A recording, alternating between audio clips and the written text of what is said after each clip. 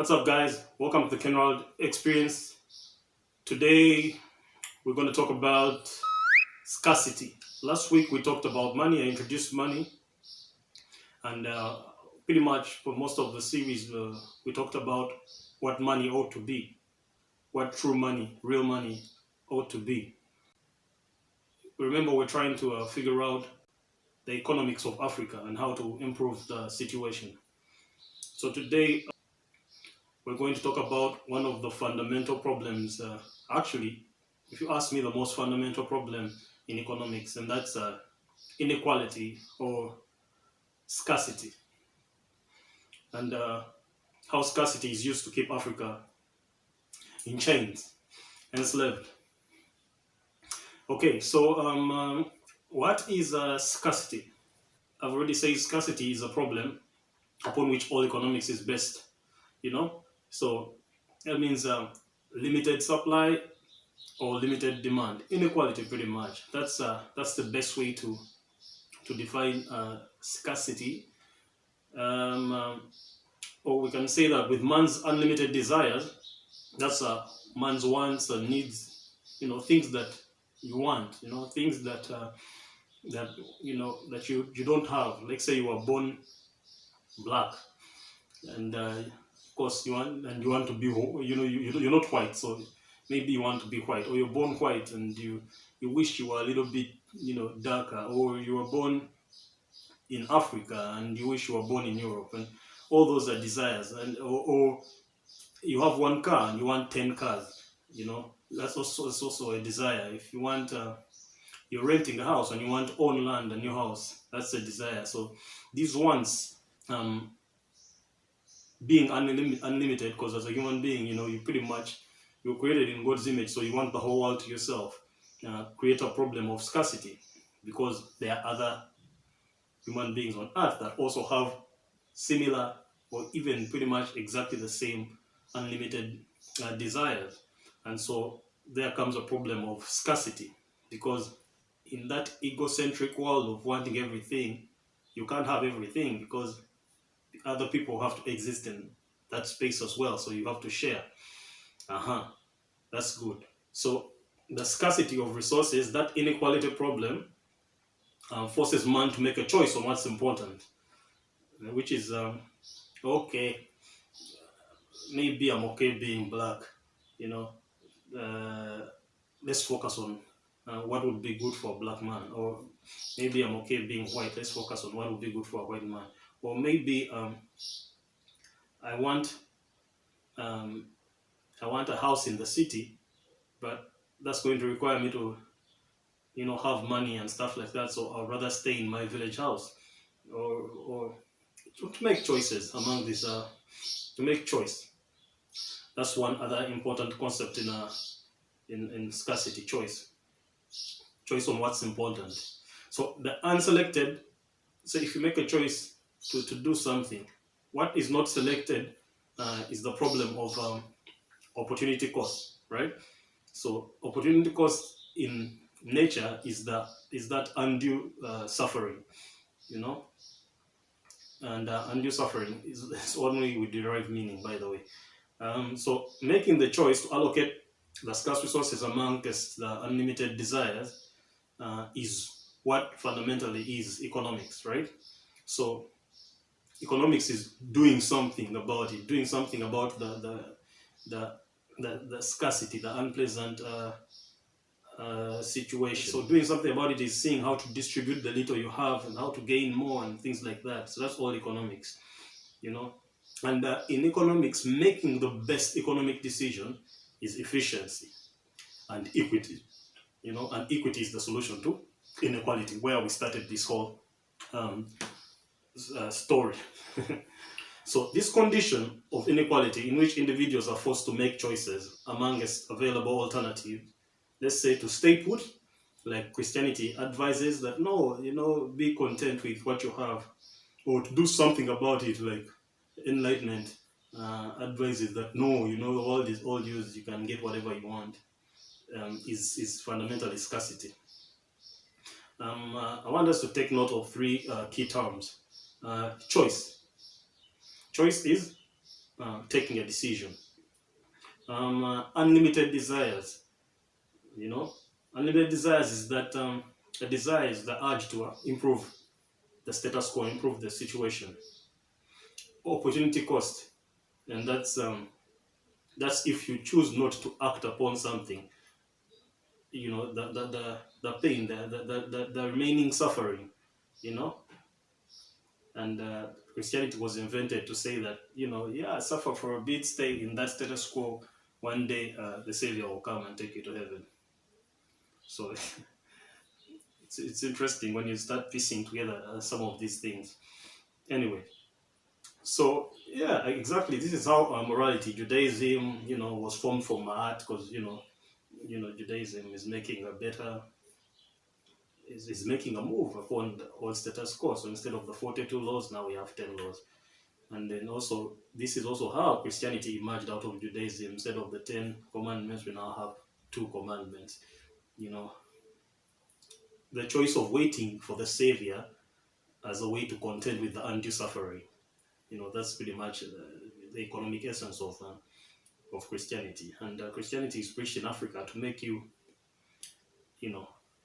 bear with the exploitation and all that as you wait for the Savior who will come back to save the world and will take you to heaven. And that's why you're very Christian, African. Okay.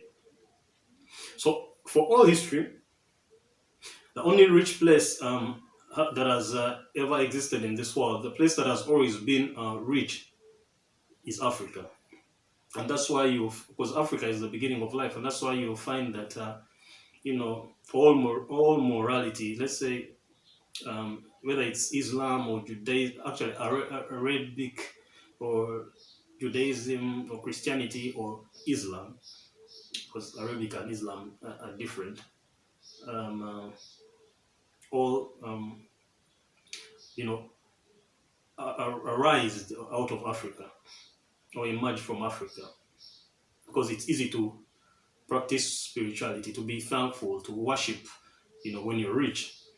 On the flip side, if life is difficult, it's hard to worship. The doubt levels are higher. You become rational. You need to look out for yourself. So it's hard to stay put, and wait for a Savior when you have nothing to eat. You better get up and do something about the situation. And that's the birth of capitalism. It came from that. We have less inequality and we have to do something about it. And that's the story of jealousy and malevolence, as opposed to the benevolence that comes with having the African benevolence. That thing in Africans that makes them very welcoming, very trustworthy, and the openness mentality, where you continuously exploited to your detriment, but you're still benevolent. You never take anything serious. You're too generous. That exactly. That mentality is what I'm trying to capture. Benevolence is not bad and should be advocated for, but be benevolent with a brain. If you're poor, you do something about it, or you suffer. The choice to do something about it is the birth of colonialism, right? So what is colonialism? Colonialism was the basic definition of colonialism was, let's say you're on this piece of land and it's not enough for you and your family. To stay suffering on that piece of land is what pretty much Africa was doing. And to say no, we need to get more land and to raid and attack more land for agriculture or for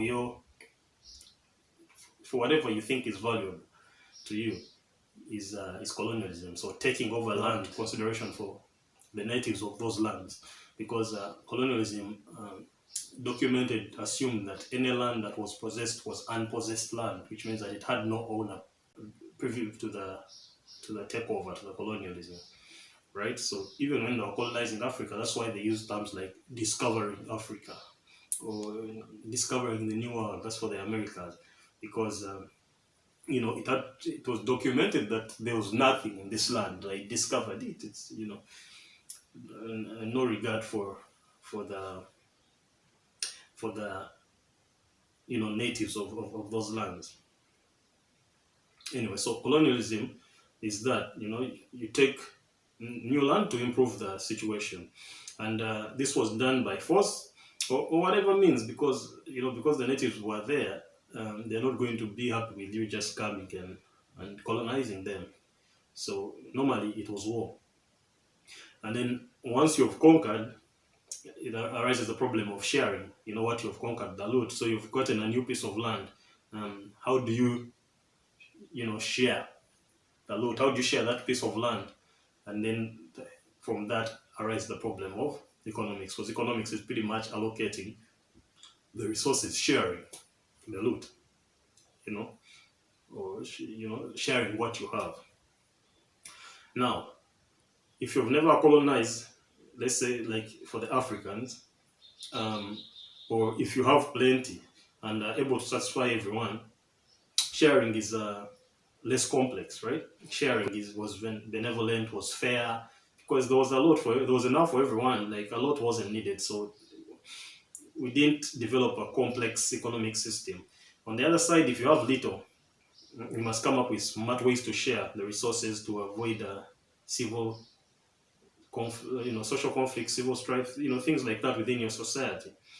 Even war. So there comes up theories of complex economics, because ultimately, because again, man's desires are limitless.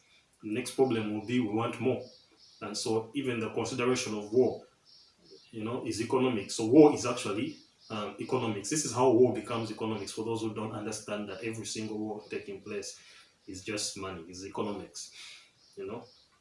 People want more colonies, more resources. What you don't have, you fight for it. And it's easy to dominate Africa because Africa, you know, can't really defend itself. So we are defended by God. Hence the spirituality and the strong, you know, morality in Africa, belief in God and stuff like that. Spirituality in Africa. Yeah, so colonialism is choice to increase resources done through war, raids, or trade partnerships, and these are the options. So yeah, exactly. So one way to colonize a place is to just raid the place and take over. But then raiding the place means that the natives will keep attacking you. So, you remain in conflict. So a smarter way to colonize is through trade. So trade is a colonial weapon, and that's why you see every time Africa fails to trade or makes a decision to say make their own currency, you know, war emerges, war emerges. So, it's because sort of a sponsored conflict, but I'll explain this in a way, the way it's built later. But trade is an alternative to war, but while still colonizing, because through trade you're able to get that value that you previously didn't have. As simple as that. And this is the complex economics. So trade partnerships were very important as an option. So if Africa chooses to stop trade with the West, automatically expect war. It's the sad reality, but it's true. Either you trade with them or expect war, because they're used to the African riches. Africa takes care of the world. So if you stop that bread from coming in, the world is going to suffer. That's why they'll have to come and get it. But trade has come to reduce the direct war, and now there are new narratives. But trade is also in a way war. That's why you hear of a trade war in China or a trade war with China, the US. Because trade is war. Also, Initially, when this trade was introduced as an alternative to war, it involved barter money. Barter money is real money. So what you would do, forget about the receipt that I told you about, or actually the birth of that receipt is that you would get, let's say, your sack of maize, and then you would take it to a bank, and then the bank would write you a receipt saying, this guy has deposited with us a sack of maize worth this amount. And so you can use that receipt from that bank to trade with someone else. And that bank was run by the king and things like that. This is the beginning. Actually, in the beginning, I think the bank offered not a receipt per se, because barter money was more of like cowrie shells and gold and silver, because these were rare metals. So they were still valuable, and you got more gold or more silver depending on your product. So you would exchange gold that is worth something that was equivalent in value as what you had deposited. So actually, the kings gave out, or the traders and the banks gave out gold and silver, and this was the first money. And it was exchange of value for value. There was value. But gold and silver during colonialism became scarce. Or better yet, Africa had more gold than everyone else. So it became a bad way to trade, because it was still a losing game for the colonialists. So that money had to be replaced, and hence the invention of the receipt currency. So the receipt currency is the one that I talked about earlier, before I remembered the gold and silver. And that's the paper, whereby, instead of the bank giving you gold and silver for depositing goods, it now gave you a receipt saying that, your goods are worth this gold and silver. So, this sack of maize is worth 5 gold and silver, so it was 5. This whatever is worth 5 shillings, 5 cowrie shells, and 5, 10, 100, a million shillings. That was the initial one. But still, that receipt was still backed by a trust that by the time he's carrying this receipt, it's worth this gold. That's why they say it was backed by gold, because gold now had become the standard during that time of invention of that paper currency.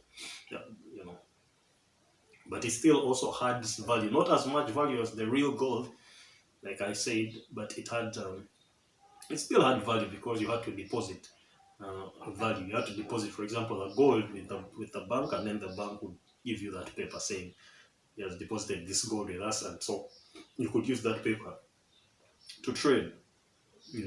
Then that paper was backed in trust in the bank that you would pay back. So it's the beginning of the term credit creation, or credit, because that was credit.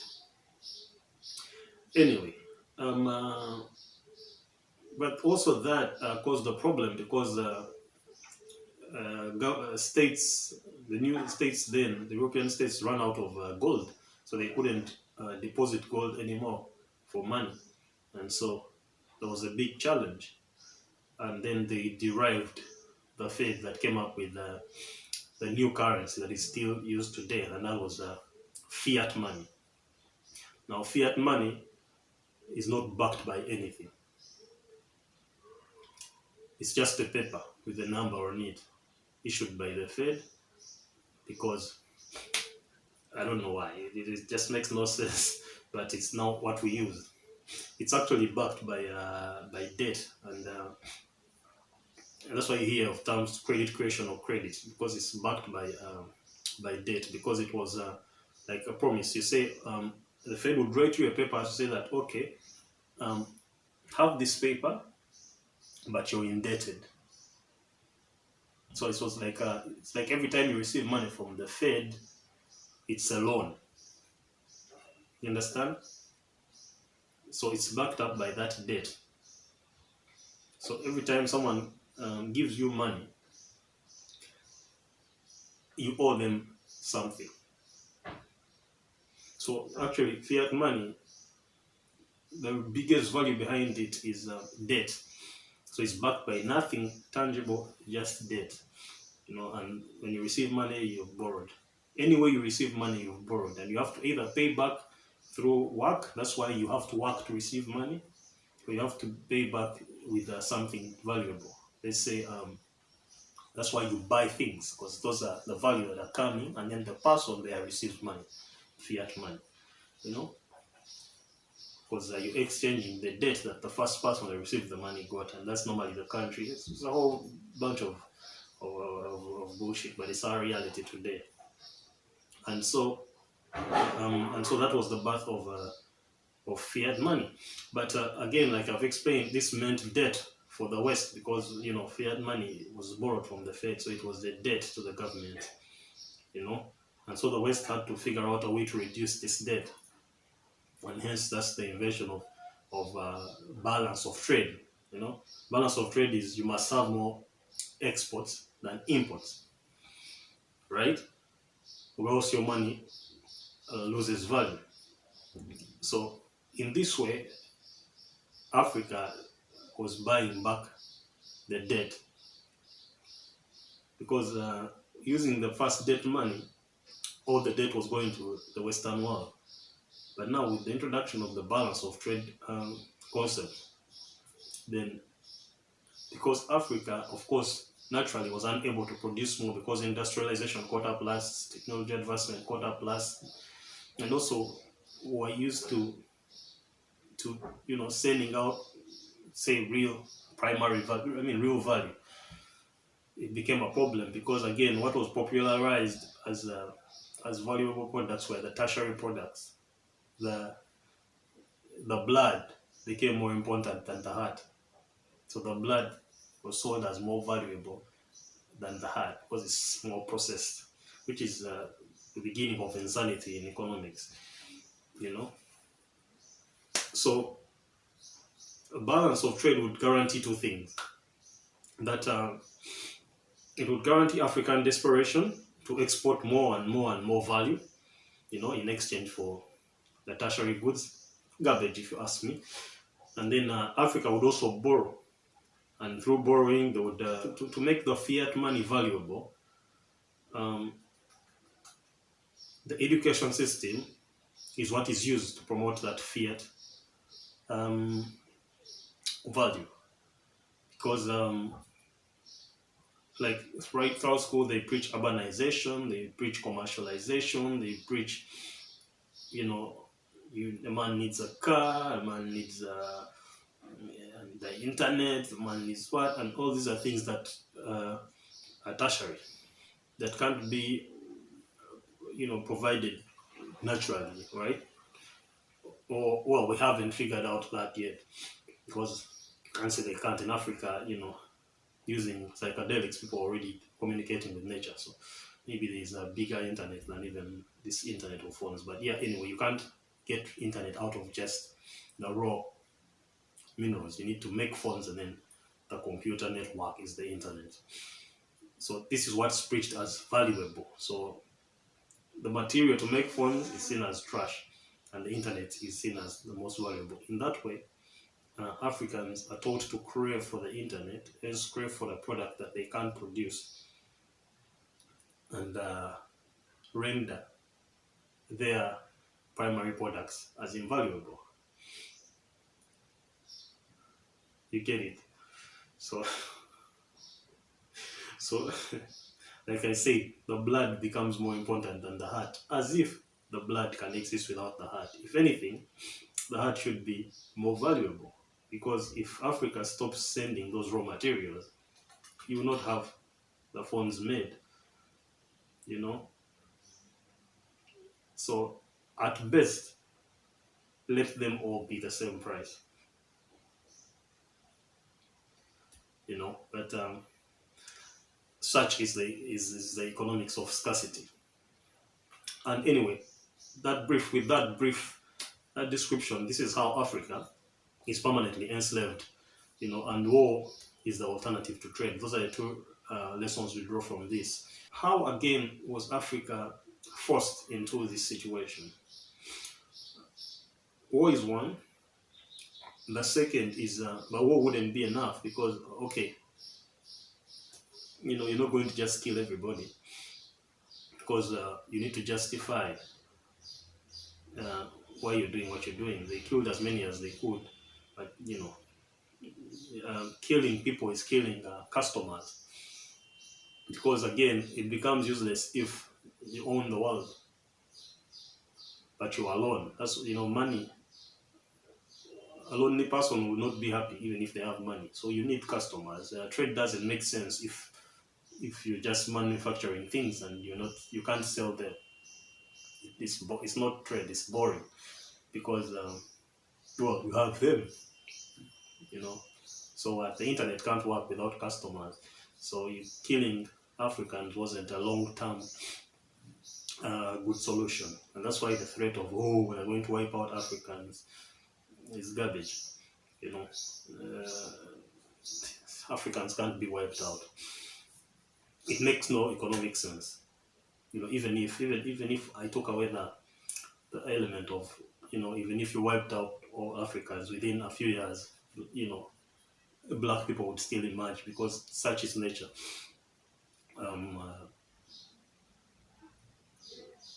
But also, it doesn't make economic sense to wipe out Africans. What happened is the invention of artificial scarcity in Africa, right? So these Africans have everything. How do we sell our economics to them so that they're able to trade with us, to accept our money? We need to create new value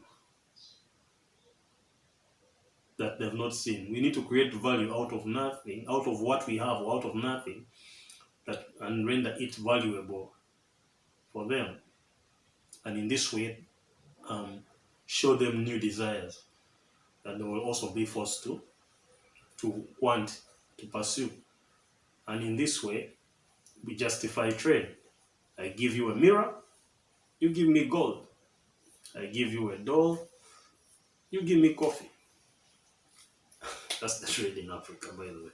So the concept of artificial scarcity or artificial inequality is made. Now, this artificial scarcity cycle is how Africa is run. If you want to know how Africa is run, you have to understand this artificial scarcity, and that's why I felt like it was important for me to talk about scarcity as a topic on its own, because once you understand the theory of scarcity, the principles of scarcity, then you've understood economics and you've understood how the economic world is run. So I might not even give you enough, but at least this will open up your minds a bit to start seeing things in a new perspective. So what is artificial scarcity? Building systems to artificially promote or falsify information, sell a myth, about inequality. Sell a myth about unavailability of resources, to create fear, to create panic, greed, and erratic, poor economic, social, and moral pressure, to create aptness, that mentality, among Africans that leads them to poor choices and that inefficiency cycle, right? So this is also done in reverse to justify the importance of the awkward pricing of saying a mirror is more valuable than coffee seeds because a mirror is a tertiary product and coffee is a primary product.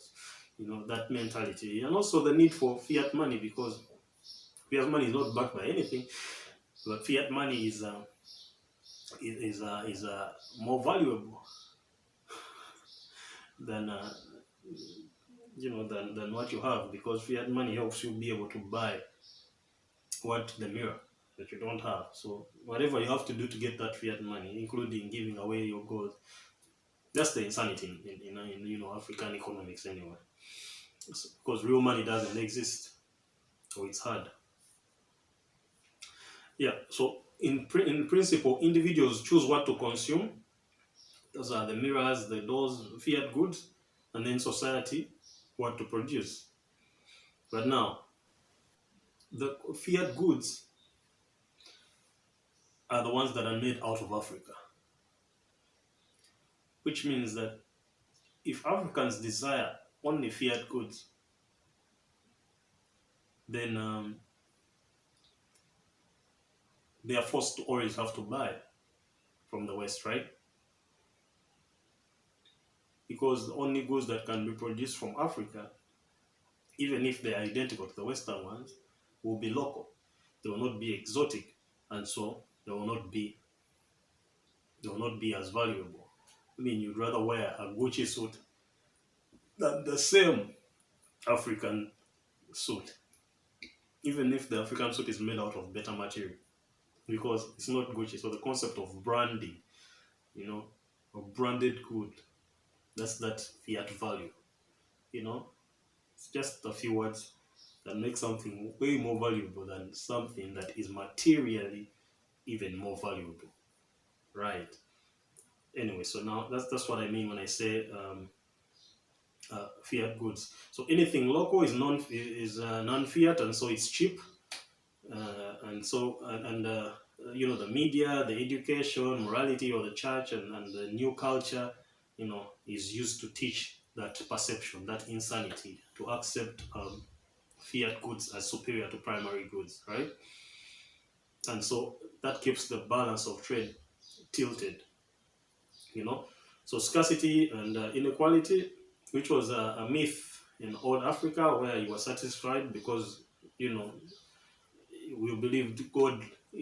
Life in Africa, according to the old days, you were privileged, and you grew up knowing you're privileged, and so you worshipped God to thank Him, and all suffering was a punishment for you not being grateful. This was the spirituality around Africa, and it's a spirituality anyway in the world, to do with every religion, because like I already said, it all originated from Africa.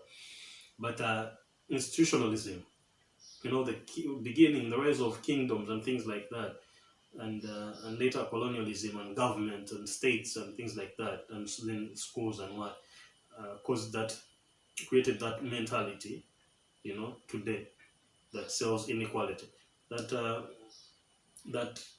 mentality that makes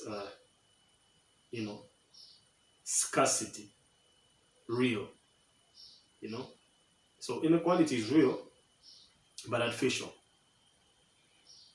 because the what has been sold is that the value that you want, the scarce resources the value that you want, can only be provided by Europe, by the West. So how then will Africa ever balance the trade? Because I don't know, man, the sanity, everything has been flipped. A mirror is now more valuable than coffee. So how are you ever going to catch up with that? Of course, you can't catch up with that, because everything tells you the heart is more important than blood, because without the heart, blood can't be made. But now blood is sold as the most important thing, and so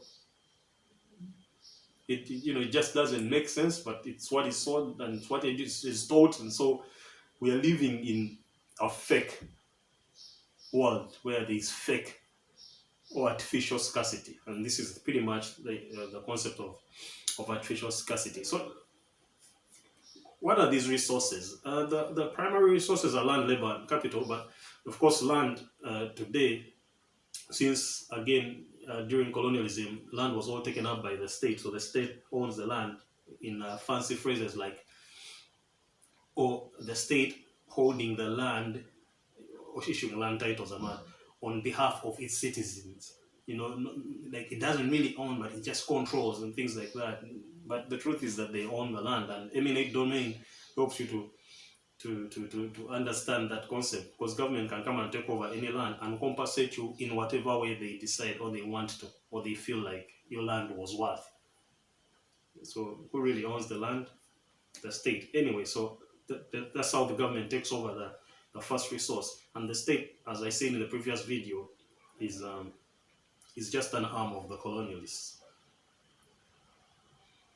Understand? The state is an arm of the colonialists, and the state is also run by the Fed. That's why government doesn't have money. It also has to beg for money and wait for money to come, especially in Africa. In Africa, government doesn't own money. The state owns the money, and the state gives government money. That's why you see corruption is easy to be solved. Anyway, so land owns the money, and you need money for the opportunity to own. I mean, the state owns land, and you need money for the opportunity to own land, and the money comes from the state. In that way, you're chained by the state, because you have to do whatever it takes. It's no longer initiative or God or morals that gives land. Land was communally owned in Africa, but that's now no longer true, because land now is owned by the state, and you need money to buy it from citizens or whatever, but still controlled by the state, because the state holds it on behalf of the citizens. The second resource is labor, and labor pretty much is people. Now, people is a hard resource for the state to totally control, because even in the worst slavery, the only thing they can't take away from you is how you react. They can kill you, they can do anything, but your reaction is, no one can ever take that away from you. And anyone who has been in deep war and deep suffering and in prison or whatever, the only thing they can't take away from you is how you react. And so that's why labor is a big challenge. But there was an introduction of taxes. So if you want life, in the state or within the borders, then you have to follow some rules. So the law and taxes are there.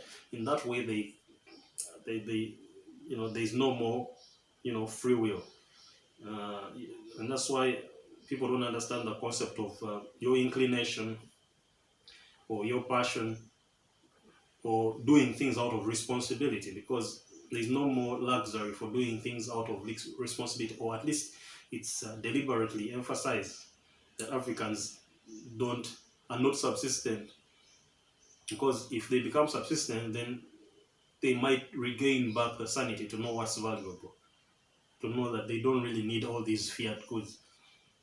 But if you keep them using laws, and most especially taxes, because taxes, if you don't pay them, you lose the freedom, or at least that's what is educated or sold in formal education. They control labor somehow that way. And then the third primary resource, there are more resources, but the third primary one is capital. And so capital is easy to control, because capital is primary. Other name for capital can easily be skills, so education dictates the skills, and who determines what is important is formal education, because you have to learn to produce the tertiary goods, because Africa only has the primary goods. So unless Africa is innovative, which also is permitted by the government through the control of labor, then you're forced to have to go to school to know what's valuable and things like that. So invention that way is discouraged in capital. That's why you see very few Africans think about investing in themselves, as the primary value. They think about investing in other things, that they have no control over, and that's pretty much gambling. So there's more gambling than actual investment in real value. You can ask yourself, why is Egypt, that is in the desert, why does it have more food than East Africa? It's not exactly true that Egypt has more food than East Africa, but Egypt has exotic food, and so the food in Egypt is promoted as high value, while the food in East Africa is promoted as low value, as cheap, as local, and the only good food is the exotic variety. And so burgers, hamburgers, KFC, and all that is the good food, while your GNAT paste in Africa, GNAT sauce is promoted as local and low value. But if you really looked at the nutrients, you might find that the African food is more valuable. So again, that's the fiat good mentality that Epnes reads, and again, in that way, that's how the fake scarcity and the imbalance, in trade is forced, because once your people choose to consume fiat goods, you automatically to solve the situation, you're forced to do anything, whatever it takes to get those fiat goods back to how economics started. If you have nothing, you do whatever it takes to get it. So Africa is willing to do, and Africans are willing to do anything to get those fiat goods, to get invaluable things, including giving away what is valuable, because the mindset has been changed from them, even knowing understanding the value they have, So let's get down and break down these points. How is artificial scarcity, created? How would we make these wrong choices? How have we been, blinded into the humongous opportunity cost called debt? Because that's the only thing we buy when we are allowed to continue using that fiat money and buying fiat goods. First point, like we've seen, is education. Education teaches us to desire urbanization, commercialization, fiat goods, exotic food, the good exotic life, exotic beaches, nothing local. Exotic tourism. You wonder, man, if you've not even toured. Many Africans have not yet toured Africa, and they want to go to beaches. You've not seen, the beauty in Africa, and you're rushing to go to the desert, to go to Dubai to see a skyscraper, and because that's what's promoted as the good life. I was in Dubai, good life. Bullshit. All that is helpless. So education is one. The second way is the monetary policy. So the monetary policy, I've explained how fiat money works. To give you more insight, is oil. Oil is a very key tool, because when they hoard oil and forex, they create fake inflation, right? And so, what does that inflation do? That inflation reduces production and creates excess demand, and so people can't get what they want. Hence, a reason for conflict, and which they sponsor also in electrics. And then alternatively, if your economy is booming, you've managed the inflation, what do? They give you aid, and they now give you a lot of money, more than you can handle, and causing devaluing the forex. And so you get into what they call a deflationary state, and that means low demand and excess production. And that's also an economic problem, because the economy dwindles, because people start holding their money during deflation, because the value is growing, and so spending reduces, and then people are unemployed, and the economy falls. So monetary policy is another way. Then of course, meaningless wars, instead of peace, civil strife, the chaos, the endless wars, chaos, rebel movements, and all that division in Africa, that's that's another way that scarcity is created, because if you're fighting, then you have no time to farm and to produce, and so the only producer of things becomes something from abroad. So you have, and it's a trick because it doesn't take Europe producing the mirror. They've created national boundaries. So it's Kenya producing the mirrors that are sold in Uganda, and it's Uganda producing the mirrors that are sold in Kenya. So any war in East Africa, is solved by Kenya because by a neighbor, because Kenya is also another slave plantation, run by the same master. So if Uganda is being erratic, acting stupid, they're just going to use Kenya to solve the situation. And that's the role of borders. We'll come to borders because borders in itself, both religious and cultural boundaries are used to restrict movement, restrict collaboration. Like I said, also send those mirrors. Transit is made hard because exploitation. It causes that unnecessary division that also helps to create scarcity. Of course, restrictive laws and regulations. The whole idea of the state. Makes the bureaucracy makes trade difficult, and so causing that scarcity. Taxes that prevent people from taking care of what's really needed and doing what they have to do, which is normally a poor choice because it's coerced. It's a coerced choice, and like I said already, I talked about media, but limitations to initiative and innovations, are done by those restrictive laws, because as soon as you come up with a self-driving car, the law is saying it has its opinion about it. So it's hard to innovate with these things. And also this is one way scarcity is formed, because things that Africans would have been able to solve, now there's an IP problem. Like now, a face mask can solve or can help prevent corona, but there's now an IP on face masks. Like, who comes up with? So that's regulation for you. So yeah, again, the other point is media. I've told you fake news, causes fake speculation of inflation or deflation, and this causes panic and again more wrong decisions and hoarding of money, hoarding of goods, and all that causes scarcity. And then, of course,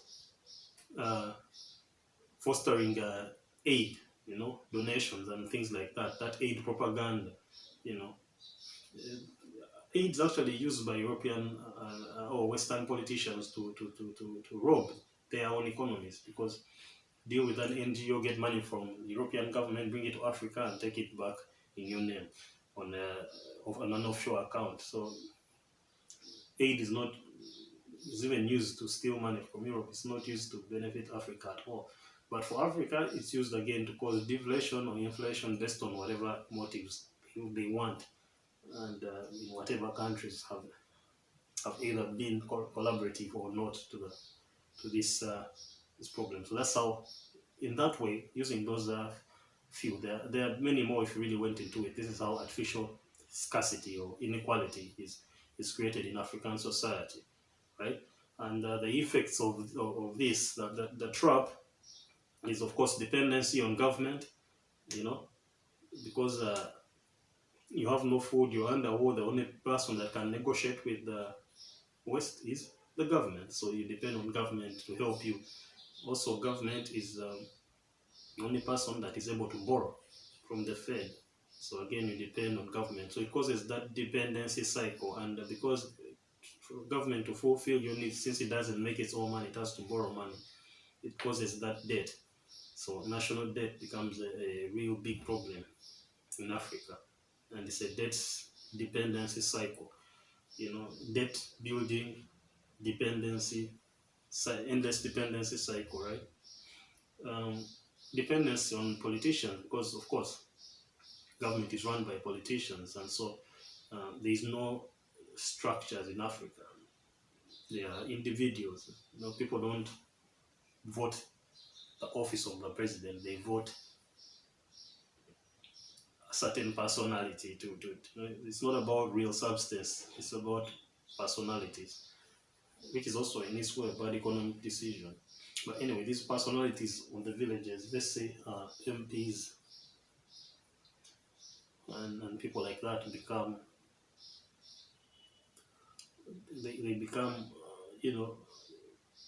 people become dependent on them, right? And so it's kind of like a karma for them preaching against subsistence. Because if you preach commercialization and we all, get into producing cash crops, then should we fail to sell the cash crops, you have to provide the food.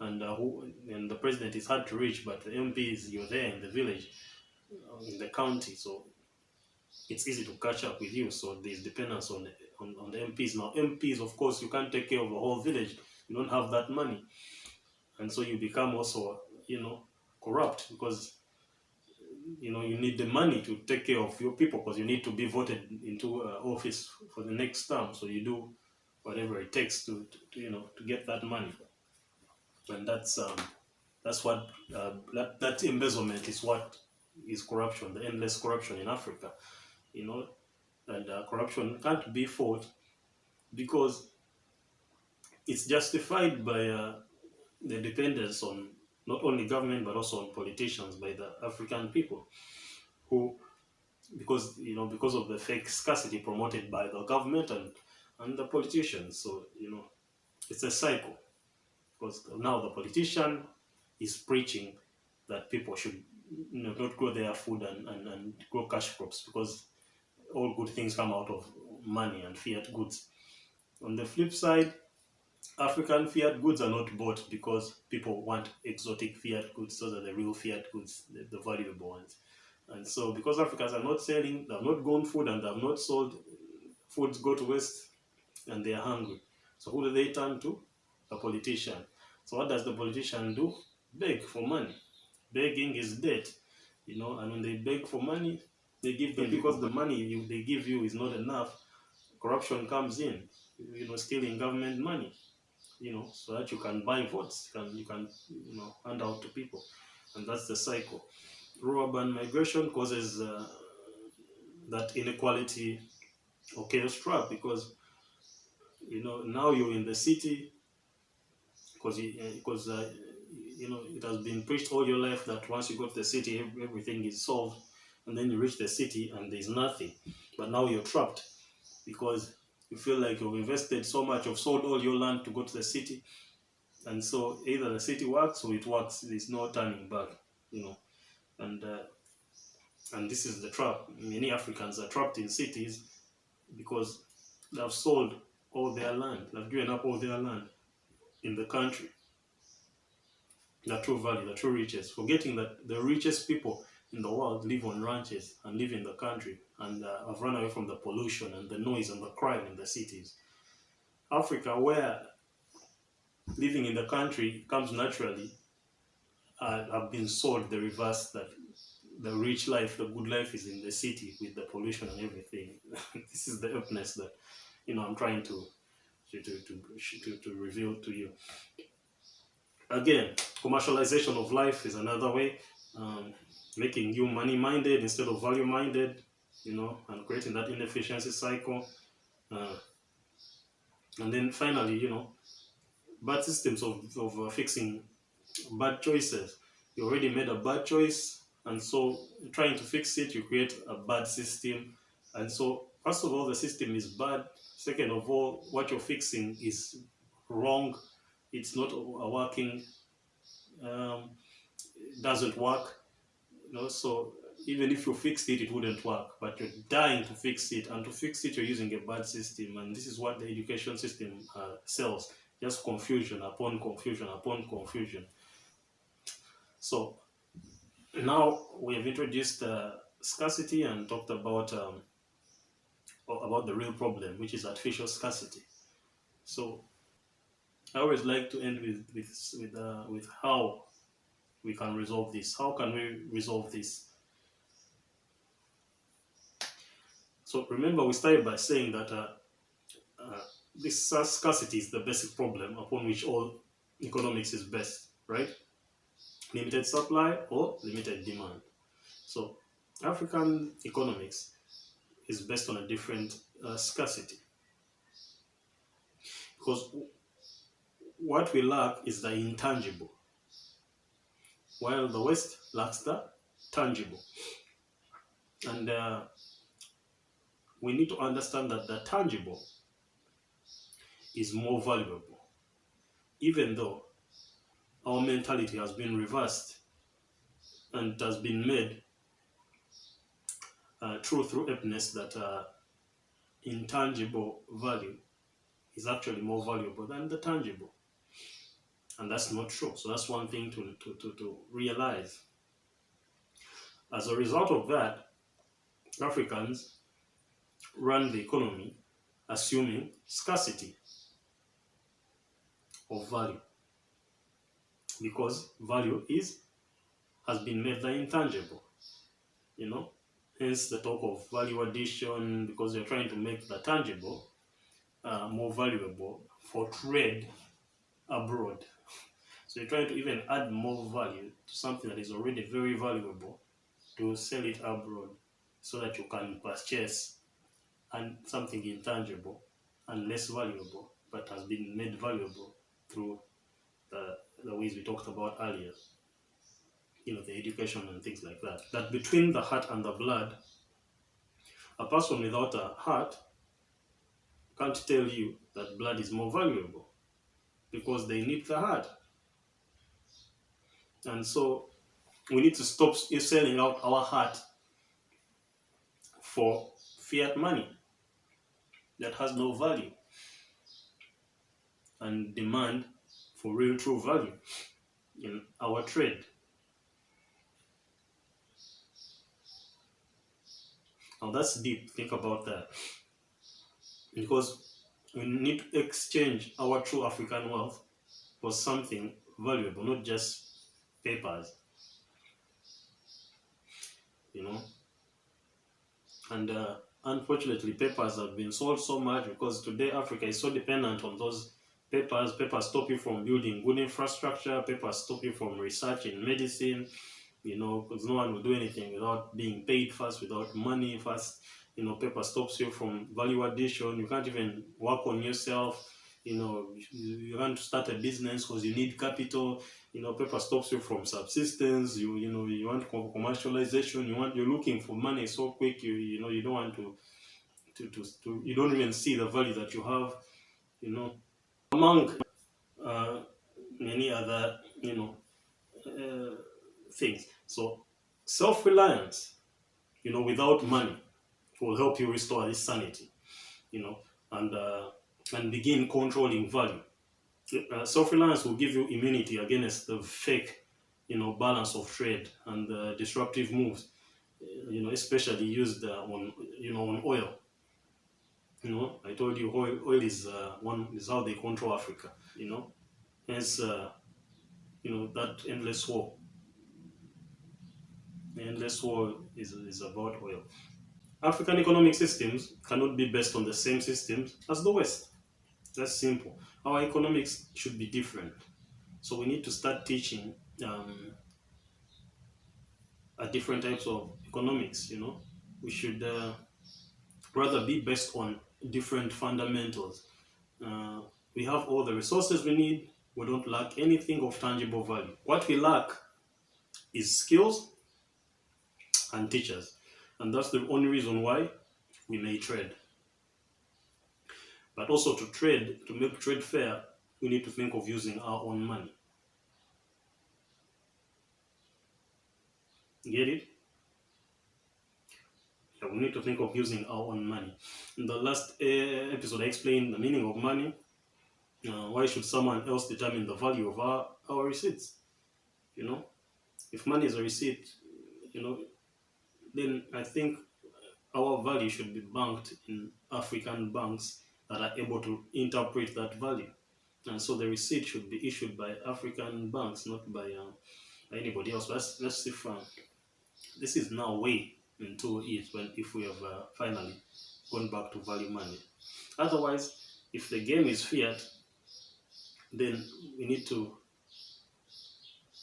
think fiat as well, because only we can determine the price of our goods, because we know the cost of production. So we must stop giving out our resources for free. Like I said, the heart is more important than the blood.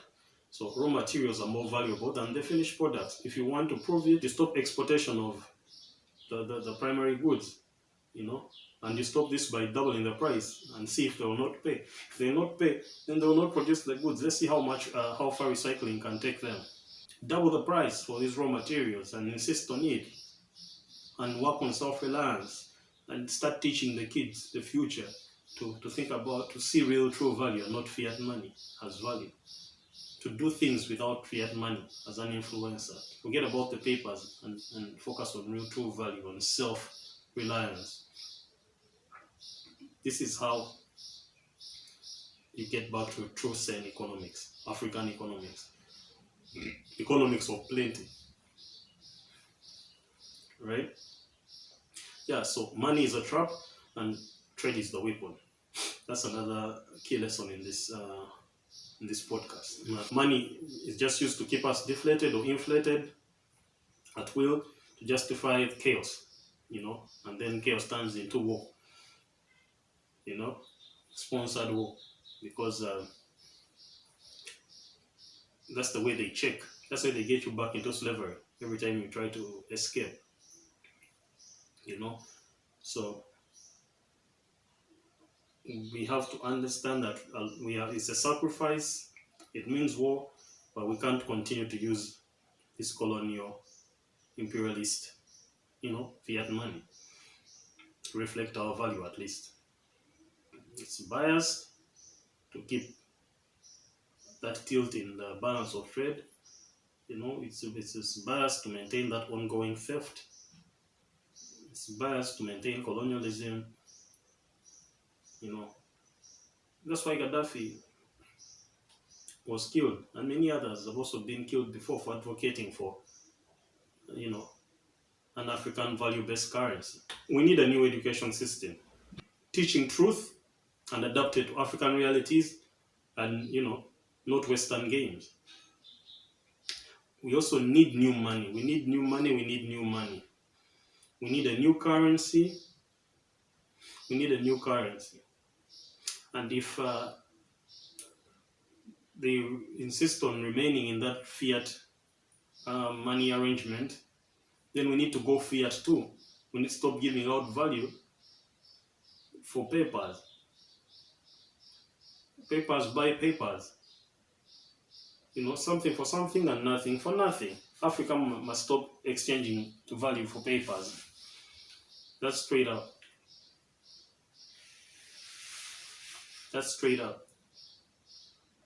Africa must stop trading value for papers.